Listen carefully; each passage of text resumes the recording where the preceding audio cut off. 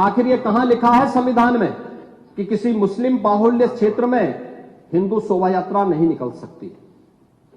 और जब आप रोकते हैं तभी हिंदू पक्ष से भी रिएक्शन आता है कि साहब हम भी नहीं जाने देंगे।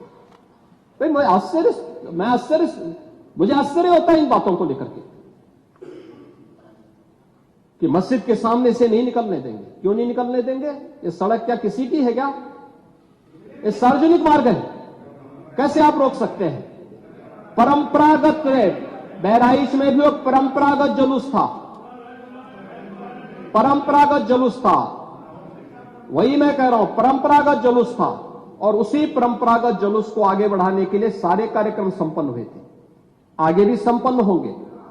लेकिन ये चीजें तय करना, ये कहना कि उत्तेजक नारे लगाए जा रहे थे, जय श्री राम का नारा उत्तेजक नहीं है, ये हमारी श्रद्धा का नारा है,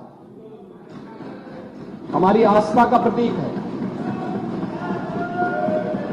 कल मैं आपसे कहूंगा कि अल्लाह अकबर का जो स्लोगन है ये हमें अच्छा नहीं लगता, नहीं आपको हम रोकें तो क्या आपको अच्छा लगेगा?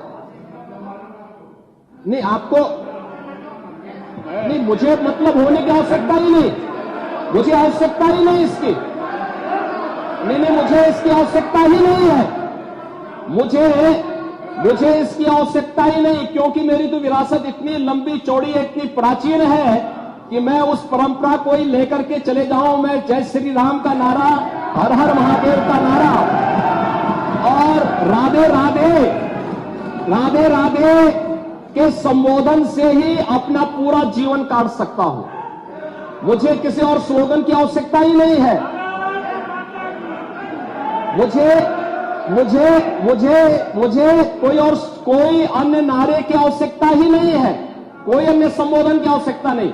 लेकिन मैं आपसे कहना चाहता हूं, कल कोई आपसे कहेगा, कोई हिंदू भी ये कहेगा कि साहब हमें भी परेशानी है, आप लोग मत बोलिए, क्या आपको अच्छा लगेगा? और कोई भजन गाया जा रहा है, आप उस भजन को अश्लील कैसे कह सकते हैं? कैसे कह सकते हैं? कांवड़ यात्रा में क्या अश्लील गाने बजते हैं? अरे भगवान शिव के गाने बजते हैं, भगवान शिव के भजन गाए जाते हैं। दुर्गा पूजा के दौरान तो शोभा यात्रा निकलती है, जगत जननी मां भगवती दुर्गा के आरतियां बजती हैं, उनकी चालीसा बजती है, हनुमान चालीसा बजता है। ये हमारे यहां शक्ति के प्रतीक भी है और भक्ति के प्रतीक भी है। नहीं तो वही तो ऐतराज है, समस्या तो उसी बात को लेकर के है, सारा विवाद तो उसी बात को लेकर के है, सारा विवाद तो उसी बात को लेकर के है। और मुझे लगता है आपने बाबरनामा पढ़ा होता तो आप मुझसे बहस करते ही नहीं, जिसमें स्वयं मीर बाकी के द्वारा हरिहर मंदिर तोड़ने का जिक्र किया गया है। क्या बात करते हैं आप? और मुझे लगता है ये जितने लोग यहां पर हैं, ये वहां पे कोई नहीं रहा होगा, लेकिन आपके फोरफादर और फोरफादर के आगे की पीढ़ी उसकी भुक्त भोगी रही होगी, इसलिए आज इस स्थिति में आप लोग वहां पे हैं। कुंदरकी में लोगों का एहसास हुआ है, एक दिन एहसास आपको भी होगा और जरूर होगा। और इसीलिए मैं आपसे कहना चाहूंगा कि ये सनातन की जीत है, जो कुंदरकी की जीत है, ये भारत की वास्तविक जीत है, ये भारत के संविधान की जीत है।